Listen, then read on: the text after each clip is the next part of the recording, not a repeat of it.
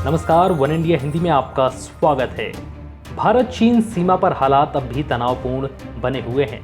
चीन लगातार नई नई चाल चलकर उकसावे जैसी हरकतें कर रहा है।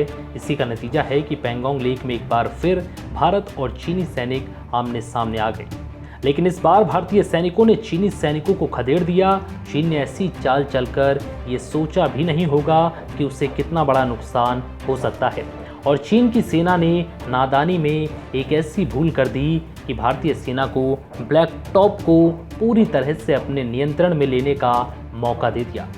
भारतीय सेना की धारणा के मुताबिक ये चोटी तो एलएसी के भारतीय हिस्से के ही अंदर है, लेकिन अब उस पर सेना की मौजूदगी हो जाने से पीएलए पर नज़र रखना और भी आसान हो गया।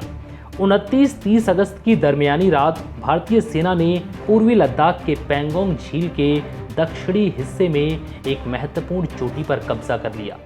सामरिक दृष्टिकोण से इस चोटी को बहुत ही अहम माना जाता है। यहाँ से चीन की सेना महज कुछ ही मीटर की दूरी पर मौजूद है।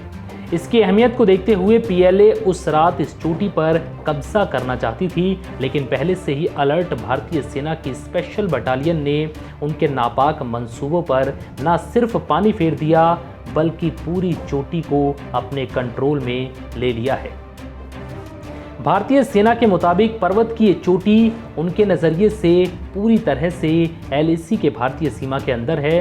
ब्लैक टॉप नाम की ये चोटी पैंगोंग झील के नज़दीक थाकुंग इलाके में है। इस चोटी पर सेना के जवानों की मौजूदगी के चलते अब यहाँ सामरिक नज़रिए से भारतीय सेना लाभ की स्थिति में है।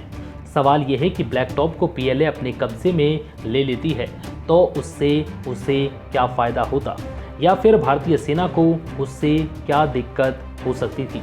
दरअसल चाइनीज़ अगर ब्लैक टॉप पर कब्जा जमा लेते तो उनके लिए चुशूल सेक्टर में मौजूद भारतीय सेना के तमाम पोस्ट पर नज़र रखना बेहद आसान हो जाता।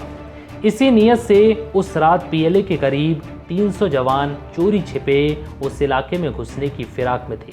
लेकिन इलेक्ट्रॉनिक सर्विलांस से भारतीय सेना के जवान चौकन्ने थे और उन्होंने चीन की चालबाजी को समय रहते ही पूरी तरह से नाकाम कर दिया। और अब वास्तविक नियंत्रण रेखा पर यह महत्वपूर्ण चोटी अपनी सेना के कब्जे में है, यानी पैंगोंग त्सो के दक्षिण हिस्से में। राजनीतिक दृष्टिकोण से अब भारत की स्थिति बेहतर है। फिलहाल इस वीडियो में इतना ही। नमस्कार।